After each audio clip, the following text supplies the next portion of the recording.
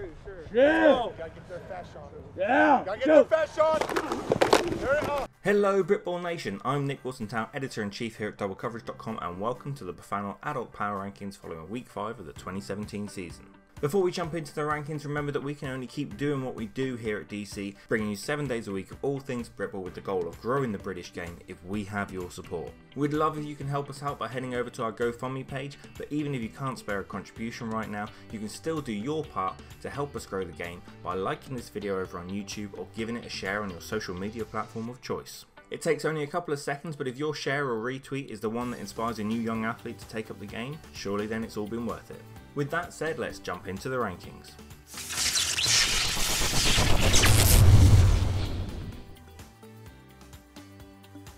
Just the one previously ranked team that didn't make the cut this week. We asked Portsmouth to prove they were worth their salt against some stiff opposition, and despite taking an early lead, the Dreadnoughts were found wanting when they took on the Renegades side that saw playoff balling in 2016.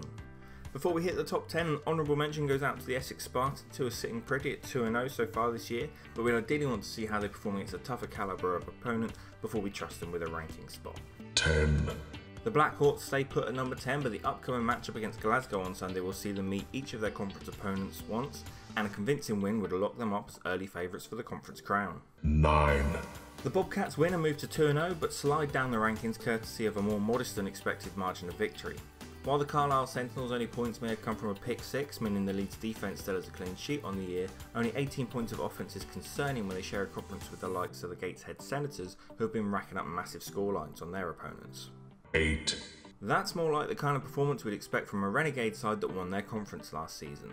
They bounced back from a big loss against the CHEETAHs with a strong all-round performance on Sunday, taking a comfy win against the previously undefeated Dreadnought side, despite falling behind early in the fixture.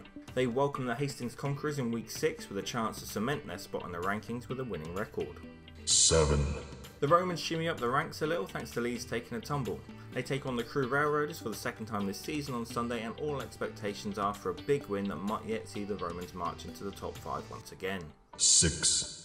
Not a lot of movement in the middle of the table, as none of these sides saw action themselves this past weekend. We'll be looking for a big performance from the Apache on Sunday when they take on a Raptors side who were just manhandled by the Swindon Storm. Another middling performance from Bristol will see the Cornish Sharks emerge as clear favourites for the SFT2 West. 5.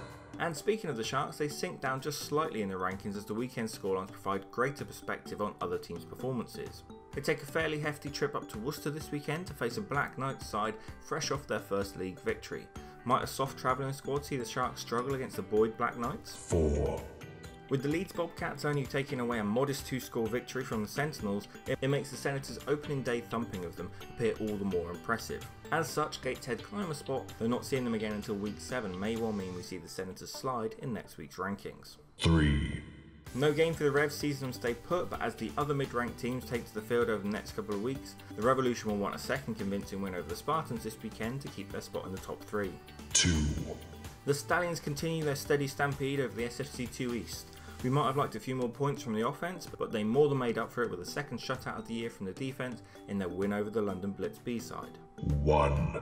With their third 50 burger in 4 games, it's no surprises we see the Cheetahs hold on to their top spot. We see Hearts again in Week 7, where they take on a Conquerors side they ran roughshod over in Week 1. It looks like complacency could well be the Cheetahs' most threatening opponent this regular season.